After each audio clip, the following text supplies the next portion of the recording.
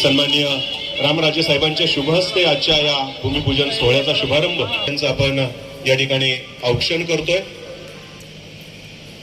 ज्या कार्यक्रमाच्या ठिकाणी केलं जात आहे त्यांच्यातले आहेत सन्माननीय पाटणे सर, आपलं देखील आजच्या भूमिपूजन सोहळ्यामध्ये आम्ही सहर्ष स्वागत करतोय। सन्माननीय रामराजेंच्या शुभ हस्ते शताक्षी टॉवर्स या प्रस्तावित नूतन वास्तूचा भूमिपूजन सोहळा संपन्न होतोय। सन्माननीय रामराजे साहेबांच्या शुभ हस्ते या ठिकाणी कुदळ मारून त्याचप्रमाणे श्रीफळ वाढवून या गृहसंकुलाचा भूमिपूजन सोहळा संपन्न होतोय।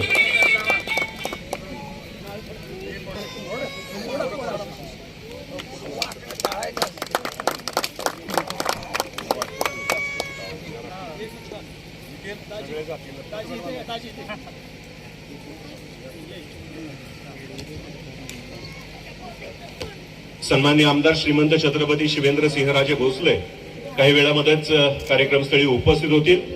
तत्पूर्वी या कार्यक्रमाचे प्रमुख अतिथी स्वागत करावं अशी विशालजी आपल्याला विनंती आहे।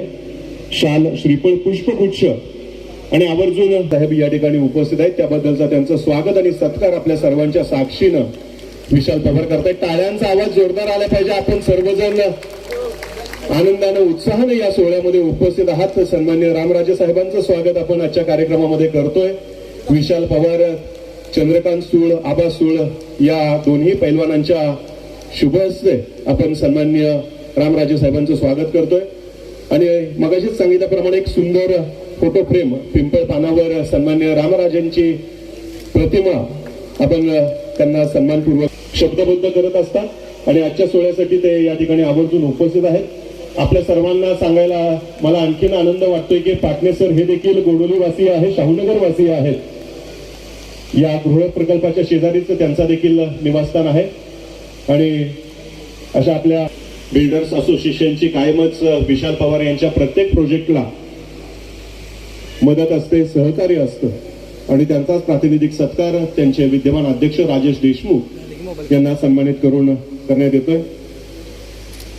कार्यक्रमामध्ये उपस्थित असलेले सन्मान यांच्या प्रत्येक प्रोजेक्टला मार्गदर्शन असेल, सहकार्य असेल असं महत्वाचं काम सन्माननीय मस्कर साहेबांच्या माध्यमातून होत असतं आणि त्याबद्दलचीच कृतज्ञता आजच्या या सत्कारातून आणि सन्मानातून आपण व्यक्त करतोय।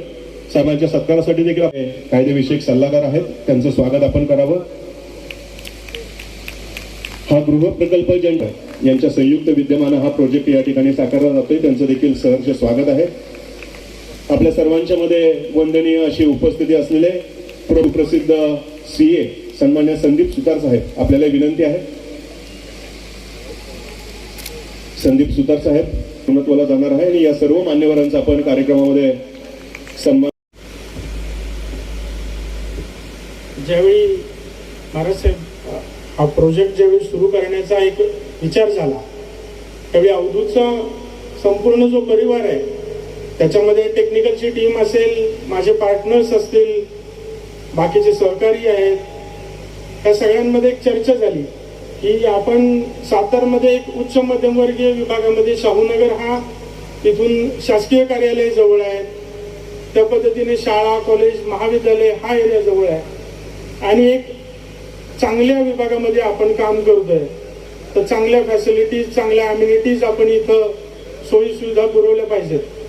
आम्ही पुण्यामध्ये काम करतोय, सातारमध्ये काम करतोय, काही प्लॉटिंगमध्ये काम करतोय, कन्स्ट्रक्शनमध्ये आम्ही काही ठिकाणी काम करतोय। कोंडोली सारख्या ठिकाणी जिथं 3 लाख रुपये गुंठ्यामध्ये मी रस्ता, लाईट, पाणी, खरेदी खताच्या खर्चासहित मी तिथे जागा सर्वसामान्य लोकांची घरं व्हावीत त्या उद्देशाने मी तिथे प्लॉटिंग केलं। लोकांनी एक प्रश्न विचारला होता मला की एक ज्यावेळी आपण एखाद्या दुकानात जातो, एखादी वस्तू खरेदी करतो, मला एक बिल्डर असोसिएशन ऑफ इंडियाचे आमचे सहकारी होते, त्यांनी विचारलं की 10 एकर विशाल घेतोय घरं, 3 लाखात विकतोय घरं, पण 3 लाखात जेवढी सगळी जागा विकून होणार त्याच्यानंतर पुन्हा 10 एकर क्षेत्र खरेदी करता येणार का?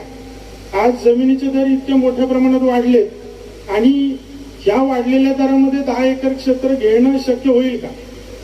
मी फक्त एकच सांगतो महाराज साहेब की त्यावेळी फक्त मी एक विचार ठेवला होता की सर्वसामान्यांची घरं सातारमध्ये झाली पाहिजेत एक चांगलं काम आपल्याकडून, आदर्शवत काम आपल्याकडून झालं पाहिजे, त्या पद्धतीनं आज तिथं काम केलंय. शेजारी 14 एकर क्षेत्र अजून आम्ही खरेदी केलं. 10 एकर क्षेत्रामध्ये आज 16-17 बंगले झालेत. लाईट, रस्ता, पाणी सगळ्या फॅसिलिटी झाल्यात. खरेदी खताच्या खर्चासहित आज सातारा शहरासारख्या ठिकाणी जिथं जागेच्या किमती आवड हवी असताना सुद्धा अशा ठिकाणी आम्ही आज तिथं चांगली लोकवस्ती तयार केलेली आहे. आज गोडोलीमध्ये हा आमचा 7वा प्रोजेक्ट आहे, म्हणजे या विभागातला आमचा 7वा रहिवासी प्रोजेक्ट आहे. हा प्रोजेक्ट करत असताना याच्यापूर्वी आम्ही स्टँड अलोन बिल्डिंग करत होतो, अपार्टमेंट करत होतो. तर अपार्टमेंटमध्ये आम्ही हॉल, बेड, किचन अशा पद्धतीचं काम करत होतो. पण ज्यावेळेस सगळी टेक्निकल टीम बसली, मोरे साहेब आमच्या बरोबर होते, सगळ्यांनी एक इच्छा व्यक्त केली की पुण्यामध्ये आपण काम करतोय, एक सोसायटी प्रोजेक्ट आपण तिथे डेव्हलप करतोय, त्याच्यामध्ये गार्डन आहे, इथे या क्षेत्रामध्ये या विभागामध्ये करतोय, तर एक चांगली सोसायटी डेव्हलप करावी. हॉल, बेड, किचन एवढ्या पुरतं मर्यादित न राहता कुठेतरी गार्डन देता येईल, अम्युनिटी हाऊस देता येईल, सर्वंट रूम देता येईल, वॉचमन केबिन असेल, पूर्ण सोसायटीमध्ये CCTV असतील, एक चांगलं राहणीमान, चांगला शेजार, चांगल्या सोयी, राहायला आलेल्या लोकांना त्यानंतर त्या पद्धतीनं चांगलं वातावरण इथं मिळेल, एक चांगला एम्बियन्स देता येईल. या पद्धतीनं आम्ही हा प्रोजेक्ट करण्याचा विचार केला. माझे पार्टनर विनीत मेहता म्हणून आहेत, त्यांनी माझ्याबरोबर चर्चा केली. त्यांनी सांगितलं की पवारसाहेब, आपण ज्यावेळी कोणतं कन्स्ट्रक्शन करतो, समजा स्वतःच्या घराचं काम आपण करतो, तर 20-25 वर्ष, 10-15 वर्ष पुढचा विचार करतो की बाबा आता आपलं घर आपण बांधतोय, तर 10 वर्षानंतर, 15 वर्षानंतर आपली मुलं मोठी होणार, त्या पद्धतीनं आपल्या कुटुंबाची व्यवस्था कशी असणार, घरामध्ये गाड्या, त्यांचं पार्किंग, त्या सोयी सुविधा, जसं आपण पुढचा विचार करून आपला बंगला जो त्या प्लॅनिंग मध्ये आणतोय, त्या पद्धतीने जर आता हा जर नवीन प्रोजेक्ट आपण करतोय, तर भविष्य काळातील पुढच्या सोयी सुविधा इथं या लोकांना देण्यासाठी आपण प्रयत्नशील राहू. त्यासाठी इथं महाराजसाहेब मागच्या बाजूला हा जो पूर्ण एरिया दिसतो, याच्या मागे अजून 1/3 एरिया प्लॉटचा शिल्लक आहे. तर बॅकसाईडला आम्ही वृंदावनवरून प्रभूजींच्या संकल्पनेतून 6 ते 8 फूट उंचीची कृष्ण तुळस मागवली. तर कृष्ण तुळस ही 24 तास ऑक्सिजन जनरेट करते. तर कंपाऊंडला आम्ही पूर्ण कापूस तुळस आणि आत कृष्ण तुळस असं पूर्णपणे तुळशीचं एक ऑक्सिजन पार्क आम्ही डेव्हलप करतोय. त्याच्यामध्ये senior citizen area, pathway area त्या विभागात तिथंच डेव्हलप करतोय.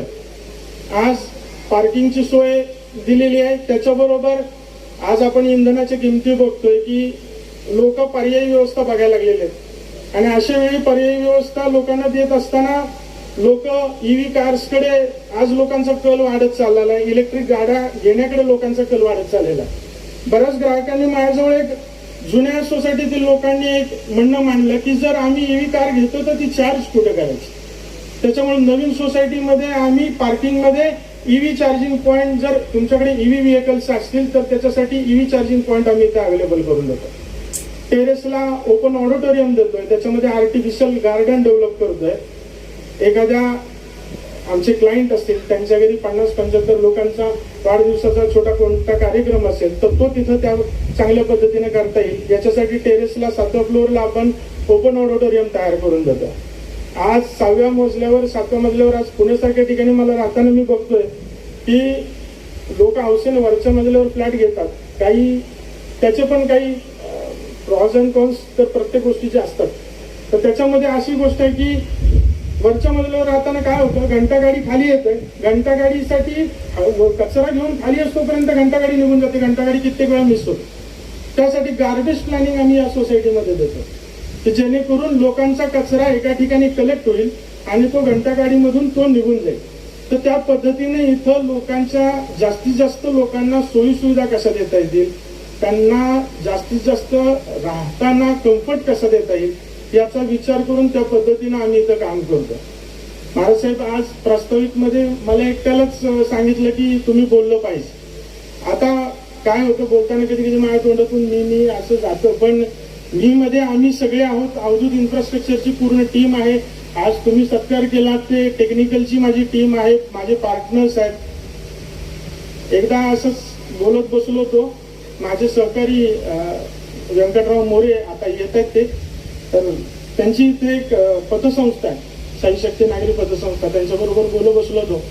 त्यांनी सांगितलं की मी एकदा त्यांच्याबरोबर बोललो, म्हणलं बापू पतसंस्था आज तुम्ही एवढं सगळं वारं चाललंय, नॅशनलाइज बँकांचं वारं चाललंय, सगळ्या आज 6%, 6.5%, 7% व्याजदराने लोक व्याजदरामध्ये होम लोन घेतात.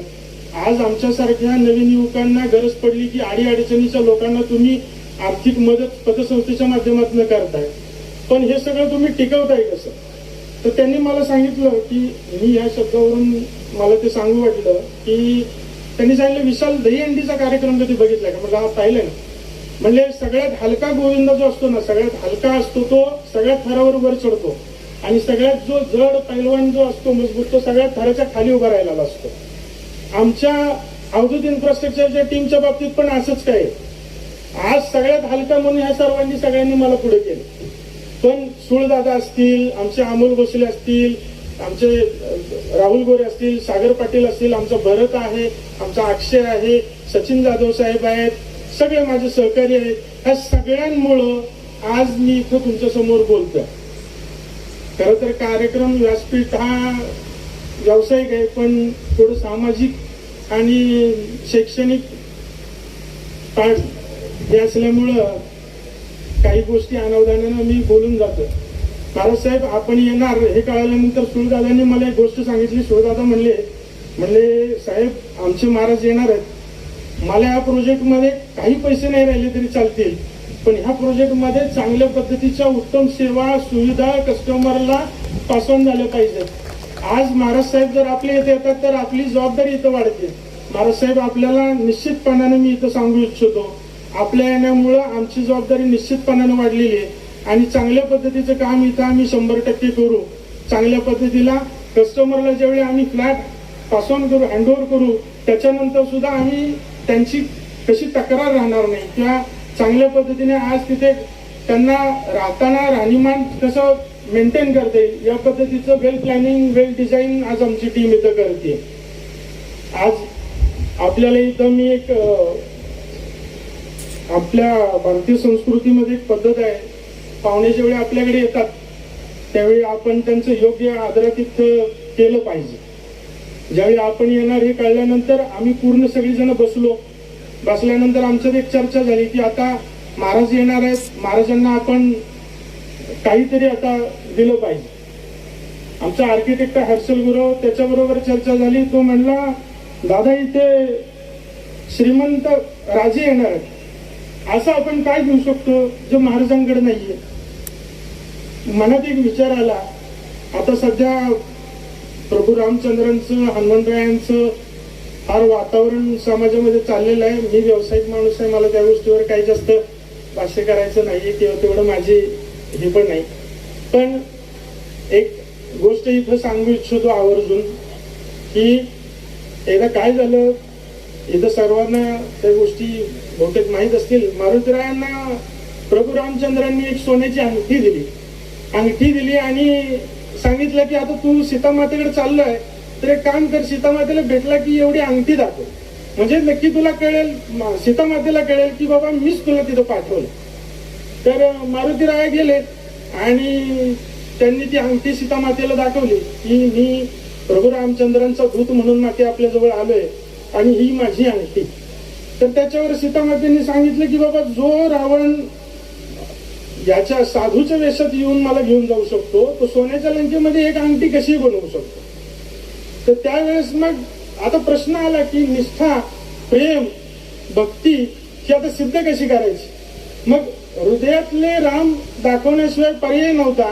हृदयातले राम त्यांनी सीतामातांना दाखवला. महाराज साहेब ही पिंपळावरची प्रतिकृती करण्यामागचा एक छोटासा प्रयत्न होता. जे आमच्या हृदयात होता ते आम्ही पिंपळावर उतरवलं आणि आज आपल्या पुढे सादर केलं. मी एवढं बोलून थांबतो. आपल्या सर्वांच्या समोर प्रसिद्ध करतोय, त्याचं अनावरण करतोय, त्याचं आपण सर्वजण टाळ्या वाजवून स्वागत करावं. आणि महाराज साहेबांच्या मार्गदर्शनात विचार मांडले हे थोडेसे मला अपेक्षित होते. व्यवसाय हा व्यवसाय असतो, परंतु व्यवसायाला नफा जेवढा लागतो आवश्यक असतो, तोटा अनावश्यक असतो. परंतु हे धन कमवताना, हे पैसे कमवताना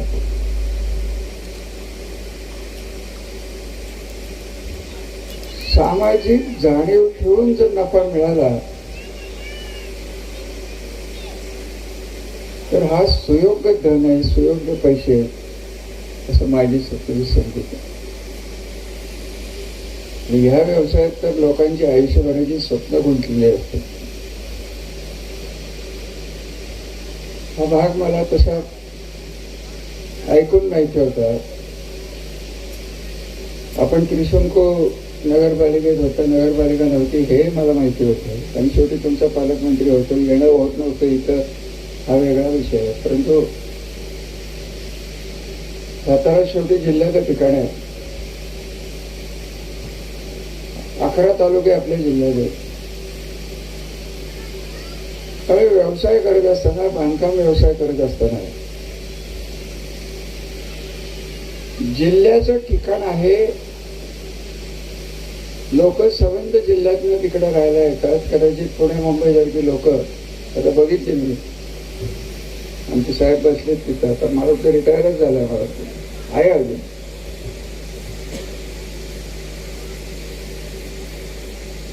या जिल्ह्याच्या दर्जाच्या शहराला एवढंच दर्जेदार बांधकाम इथं पवारसाहेब व्हायला पाहिजे. मला स्पष्ट माहिती की जिल्ह्याचं शहर आहे ते वाढणार आहे. पण अजून एक मी तुम्हाला सूचना देतो की सातारा जिल्हा हा औद्योगिक क्रांतीच्या उंबरठ्यावर असलेला जिल्हा आहे. पैठण खंडाळ्यात आम्ही ते करू शकलो, ते आता तुम्हाला करायची वेळ आली. आणि केवळ औद्योगिक वसाहती केल्या नाहीत, त्याला दर्जेदार घरं बांधून दिली. नगरपालिकेच्या माध्यमातून सुयोग्य असे डेव्हलपमेंट रूल्स केले. आता तर काही डेव्हलपमेंट रूलचे प्रश्नच राहिले नाहीत, कारण युनिफाईड डेव्हलपमेंट रूल्स झालेले आहेत, त्यामुळे तो विषय संपलेला. तरी 3-3.5 FSI मिळतोय, हे नशीबच आहे. 3-3.5 FSI आहे. सगळं इतकं कपडे इथं अवघड आहे. आणि देशमुख साहेब इथं बसलेत, परवा माझ्या कार्यक्रमाला आले होते, तिथं मला केलं का आमचे पैठणचे तेच सांगत होते. तेवढा FSI कपणार कुठं? बांधायला गेला म्हणजे FSI खपायला तर पाहिजे, तिथे माल तर खपायला पाहिजे. तिथे जो काही तुम्ही कराल त्याच्याशी सर्वसामान्य माणसाच्या साठवलेले पैसे, यांच्या पुढच्या मुलांचं शिक्षण, अमुक शेवटी घर जर चांगलं असलं तर साधारणतः मुलांचं अभ्यासात लक्षही जास्त लागणार. सुयोग्य असं बांधकाम करणं ही काळाची गरज आहे. आणि औद्योगिकरणाला तोंड देताना तुमच्यासारखे काम करणारे, विचारपूर्वक काम करणारे लोक या व्यवसायात, या शहरात आहेत, त्याला भेटून मला आनंद झाला. आणि शेवटी पैसे सगळेच कमवत असतात, पैशाची गरज सगळ्यांना असते. पैसे कमवताना माणुसकीची त्यात कुठेतरी प्रतिबिंब जर दिसलं, त्या समाजात आपण पुढे जातोय, त्यांचे पैसे आपण घेतोय, त्यांचं धन आपण घेतोय, त्या स्वप्नांची पूर्तता करण्यासाठी आपल्याला 4 पैसे कमी जरी राहिले तरी चांगल्या सुखसोयीने युक्त असं तर एखादं घर जर दिलं, हे जर उद्दिष्ट ठेवली आणि एकदा जर तुमचं नाव झालं, शेवटी कुठल्याही व्यवसायात गुडविल नावाचा प्रकार असतो. माणसं विश्वासाने पुढे येतात, एवढं तुम्ही लक्षात घ्या. फसवून तुम्ही एका दुसरा धंदा करू शकाल, परंतु जास्त काळ तुम्ही फसवू शकत. तर आता आमचे इथे संबंध इथे अडकले म्हणजे आमच्या तालुक्यातले सगळे माझे लाडके पैलवान तुम्ही तुमच्या बरोबर घेतले. पण यांना मला नाही म्हणणंच शक्य नव्हतं, कारण सातारला हे आमचे असे पैलवान आहेत साहेब, इथंच त्यांचे आयुष्य गेले. तुमचं सातारा तालीम आहे ना इथं, तिथंच ते गेले. तुम्ही त्या तालमीत होता ना. चंद्रकांत सोळीचं उपमहाराष्ट्र तिसरं, हे आमच्या तालुक्यातली 2-3 जी गावं आहेत, खडके असेल, मलवडी असेल, मिरगाव असेल, 3-4 गावात जवळ असेल दुष्काळी भाग, आता आलाय पाणी. या लोकांच्या इन्व्हेस्टमेंट याच्यात आहेत आणि ही लोक आहेत. हे कौतुक करायला खरं मी इथं आलो, परंतु आज कौतुक फक्त पैलवानांचं करून मला भागणार नाही. पवारसाहेब तुमचंही मला कौतुक. बरेच बिल्डर मी बघितले, पुण्यातले बघितले, मुंबईत तर भेटतच असतं. मुंबईच्या औद्योगिक या बिल्डिंग व्यवसायात काय चालतंय मी न बोललेलं बरं. तुम्ही आपलं जाणून घ्या. चुकून आपलं तोट्यात गेलेलं परवडलं, पण तो आपल्याला कसले पैसे नको. हे आपल्या लोकांच्या बरोबर राहिलेलं बरं. रुपयात 10 पैसे मिळाले तरी ते सुखाचे असावेत. कारण शेवटी तुमचं उरलं तरुणात अजून तुम्ही. वय जेव्हा वाढेल तेव्हा सगळ्यात जर कशाची आवश्यकता असेल तर औषधं लागतात नाही असं नाही, आरोग्य लागतात नाही असं नाही. परंतु सगळ्यात मोठं जर काय लागत असेल तर सुखाची झोप लागते. आणि सुखाची झोप ज्याची आहे, घराला बसलेली, त्यामुळे साहेब ज्याला सुखाची झोप आहे तो सुखी राहतो, शेवटपर्यंत सुखी राहतो. आणि लोकांचे आशीर्वाद घेऊन जर तुम्ही राहिला त्या पैशाला कुठेतरी सार्थकी लागेल, तुमचे पैसे वाढतील, तर धंदा वाढेल. हे शहर वाढवा, नीट वाढवा. क्रेडाईची लोक माझ्याकडे येतात साहेब, तुमची लोक येतात नाही असं दबाव नाही. तुमच्या डेव्हलपमेंट रूल्समध्ये आत्ताचे जे काही फरक राहिले करायचे असतील ते करायला लागणार आहेत आपलं. आणि शेवटी मला हे पटलेलं नाही, कदाचित माझं चुकत असेल, मी काही तज्ज्ञ नाही बांधकाम क्षेत्रात. तर मुंबईलाही तेच रूल्स आणि सातारलाही तेच रूल्स आहे, तसं डोक्याचं पुढचं गेलं. मुंबईची अवस्था, मुंबई हे बेट मुंबईच्या भावाची आणि तुमच्या भावाची आणि मुंबईच्या लोकांची आर्थिक क्षमता आणि सातारच्या लोकांची आर्थिक क्षमता याच्यात लांब फरक आहे दिले तर. त्यामुळे बांधायचं किती या या या त्यांचे साहेब या वर या की आनंद राहावा. काय सारखं लांब लांब राहतं यावर. तर जास्त न बोलायची वेळ आहे. शेवटी राजे आत्ता यायला निघाले असं कळतंय. मलाही एका ठिकाणी जायचं आणि गावात जायचं. त्यामुळे जास्त न बोलता एक आगळ्या वेगळ्या अशा कार्यक्रमाला इथे साक्षीदार म्हणून उपस्थित राहता आलं. तुम्ही फोटो जो दिला हा फार कल्पकतेने दिलेला, त्याच्याबद्दल मी मनापासून आपला आभारी आहे. इथे कोण कोण किती किती राहतील मला माहीत नाही, परंतु जे कोण राहतील हे सुखाने राहतील एवढीच श्रीकृष्णाचरणी प्रार्थना करतो. आज बौद्ध पौर्णिमा आहे, बौद्धांच्या चरणी हीच प्रार्थना करतो. आणि परत या सगळ्याच मंडळींना मनापासून शुभेच्छा देऊन मी पुढे जाण्याची परवानगी देतो. धन्यवाद.